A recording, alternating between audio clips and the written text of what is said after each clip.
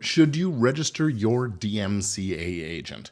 Welcome to the Legit Podcast Pro, the podcast. I'm Gordon Firemark, the podcast lawyer, and no matter whether you are a serious professional or podcasting merely as a hobby or anywhere in between, this show is for you because you don't have to be a pro to be professional. It's about your commitment to approaching things like a pro.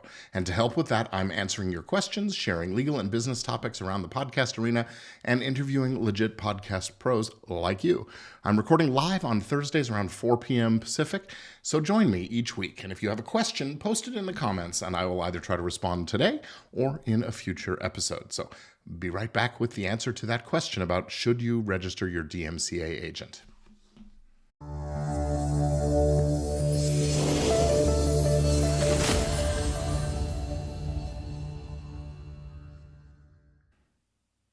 So, should you register your DMCA agent? Wow, that's a weird zoomed in close-up thing here. Let's do this. There we go.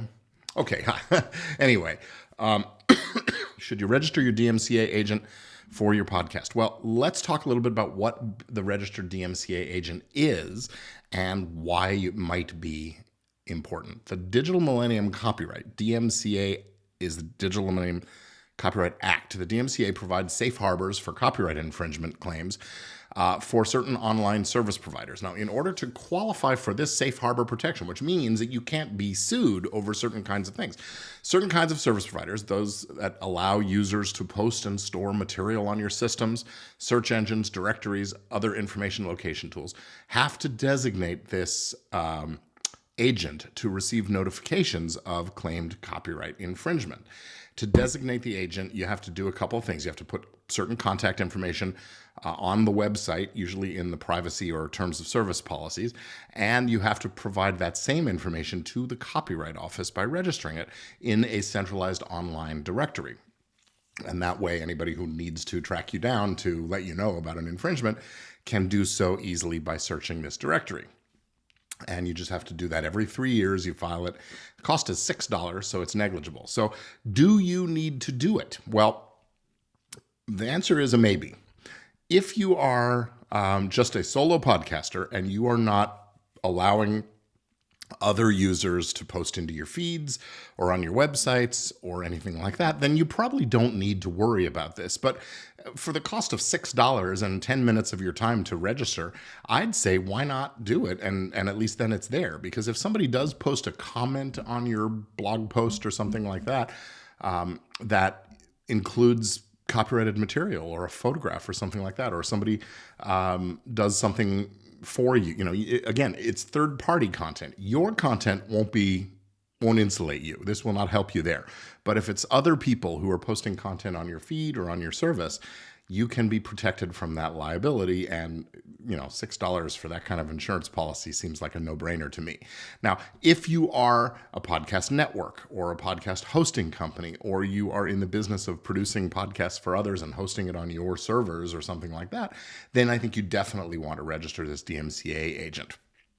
The system is really very easy to use.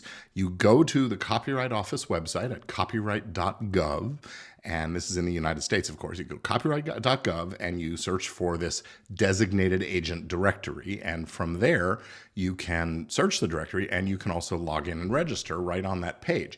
The page is copyright.gov/DMCA-directory, and right there on the lower left side, actually I'll share the screen with you and you can see what I'm talking about here. Let me see if I can make that. There it is. So let me turn off these. I'll just leave it there. So you can see right there in the middle of the screen on the left side of that is that login and register link. And it's simply a matter of going to that link and creating an account if you've never been there before. And it's a very simple registration process. You tell them who you are. You tell them all the URLs that you are registering for, that you have control over, essentially. And then you're in the directory and you file the $6 government filing fee just to defray the costs of running the system, and you are good to go. You can register as many as you like. I think there's a limit. You can maybe register 10 domains, and then you have to pay the fee again. But if you've got a bunch of domains where you host different things, blogs and services and sites, this is worth doing. Let me just put it that way. It's worth doing it if you host lots of websites, and if you allow other people even just to comment on your blog posts or something like that. So your DMCA agent directory registration is valuable just because it puts you in a position to claim that safe harbor. Now, there's a couple other things you have to do in order to have the protection of that safe harbor. If you receive a complaint, you have to take the offending material down right away. The complaint has to be in a specific format, and it has to tell you all the information you need to know in order to remove the content. And then you take it down, and you then notify whoever posted that content and tell them it's been taken down and here's why. They then have a period of time to counter-notify. That is to notify you, no, it's not infringing, and I believe it's fair use, or I believe it's public domain, or whatever else. And then you get to put it back up, and you're still shielded from that liability. And then the poster and the claimant of the copyright, they get to duke it out in court if they so choose, and figure out who's right about this. So that's really all there is to it. And I think this is the cheapest, easiest form of insurance and protection, at least against stuff caused by other people, that you can get. So I strongly recommend registering your DMCA agent. And if you have more questions about it or you'd like help making that happen, I am here to help you. Once again, this episode is brought to you by the free Legit Podcast Pro community, where you'll find more depth on these kinds of issues and others, and you can learn more about getting legit and going pro as a podcast professional. I'm doing live Q&A sessions. I do bonus training in there and those kinds of things inside the group, and it's all absolutely free. So visit legitpodcastpro.com and join us. And that is it for this episode. Thank you so much for watching.